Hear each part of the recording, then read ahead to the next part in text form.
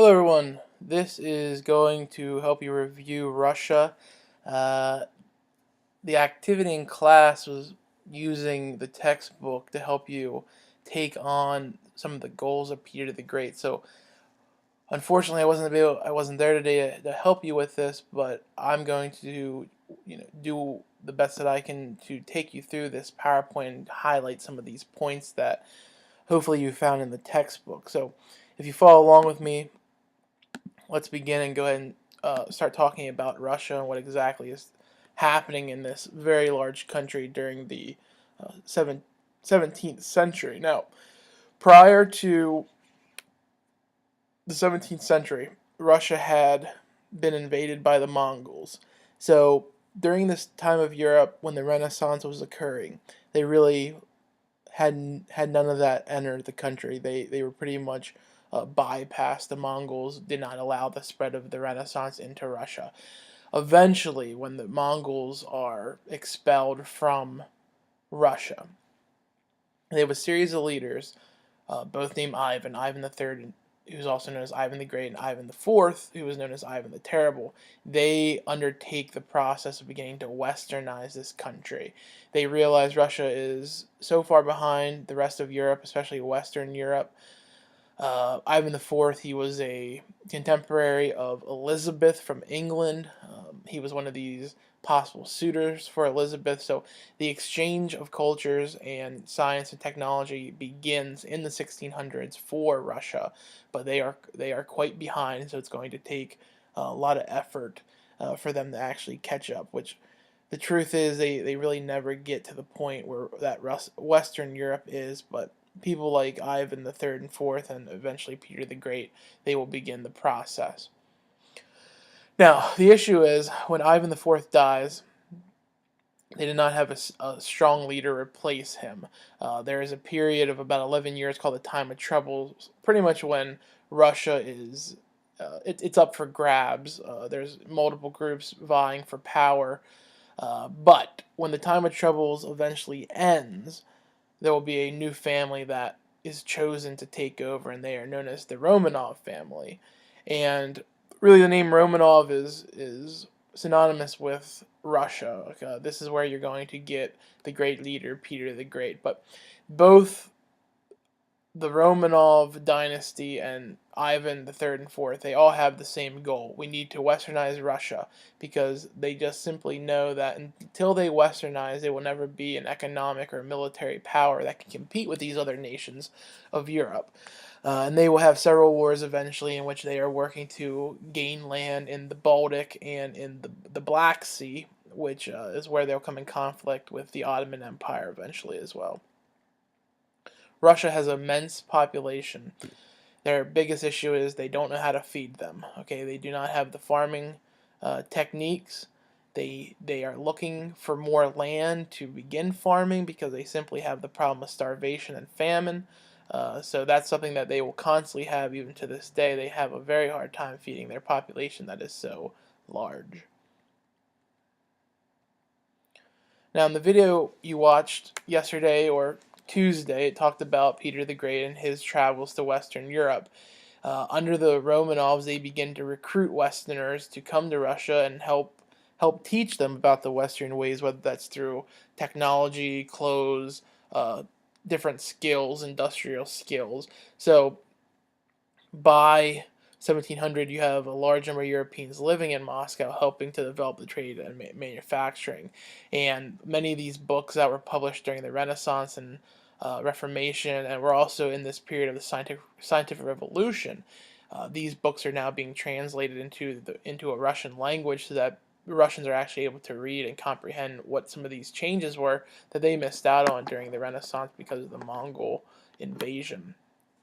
Now, by far one of the greatest leaders of Russian history has to be Peter the Great. I don't know if they say he's the greatest or not, but he has to be obviously within the top five, I would expect, depending on where they rank some other ones like Stalin and Gorbachev, and there's Catherine the Great as well, who's another one coming up here. But he takes over, and he knows that Westernization is the key. And I said this to the one class, and I'll say it now. He was extraordinarily tall for the time. He was 7 feet tall, which when Peter the Great spoke, people listened because he was such an overwhelming figure. So he was very young when he just, well, he wasn't in his like, he was in, when he took over, before he did, he's going to make his trip to Western Europe to actually begin seeing these different Western skills. So Peter the Great, some of the notes here. So he takes over at the age of 10, which is young, but when he took over, he was actually a co-czar with his one brother, so they were working together. Now, within Russia, there are two groups of people that Peter the Great knows he has to deal with. One is called the boyars. Those are the landed nobility, and the other one are the streltsy. These are the guards.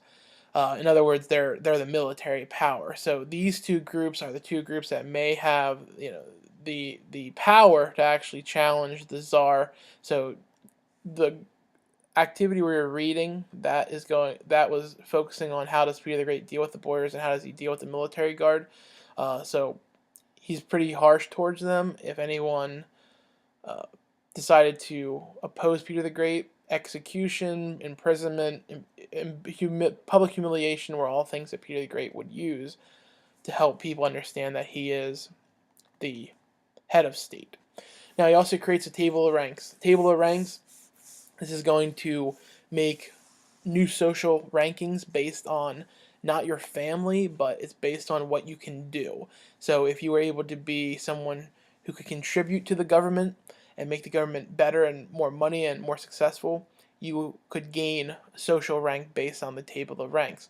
The old nobility, they hated that because they were used to being nobles based on this is my family's heritage, I have all this land, and Peter the Great is really saying that's not important anymore. It's what can you do for the government that is going to make you socially important. So it's a change.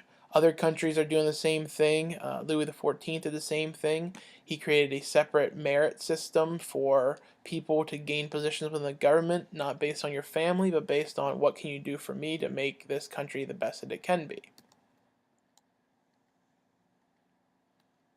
Now, Peter the Great, Russia, humongous.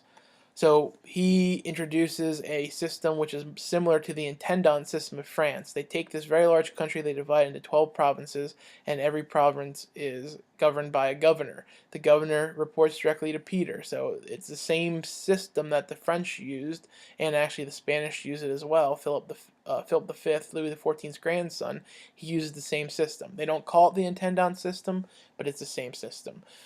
They do have a legislative body, the Duma. Peter the Great never calls it because by calling it, he's actually making it known that his power is not as great as what he thinks it is. So the Duma is never something that is called during the reign of Peter the Great.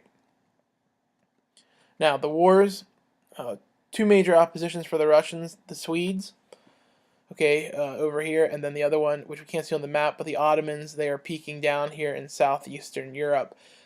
Between the Swedes and the Russians, the battle will become over the Baltic Sea, and between the Russians and the Turks, it is over an area called the Black Sea, which gives them access to the Mediterranean. So that big obstacle is Russia does not have a warm water port or many warm water ports, so they're trying to find ways to actually gain access to the Baltic and to the Mediterranean Sea. So they will fight two wars over this. The first war is the Great Northern War. Okay, now this is early 1700s, but because it's Peter the Great, he comes from the 16 and the 1700s. They will win this war. They will defeat the Swedes. They will begin to take possession of more Baltic Sea warm water ports, and now because of this, Peter the Great will build his city known as St. Petersburg, known as the window to the west, and he begins the importing of anything to help build on this idea of St. Petersburg as a Western city. Okay, he nicknames it the Venice of the North, Venice, Italy. So he's just trying to make this idea known that Westernization is part of what he's building on here. And by the end of Peter's death in 1725, it's the largest city in Northern Europe.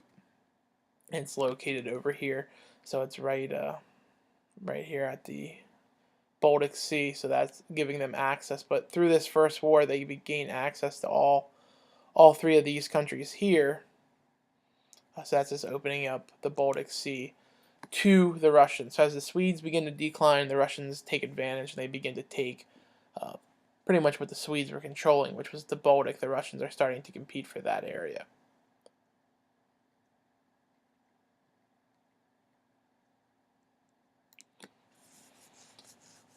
Okay, in Russia, males were expected to give conscription to the government.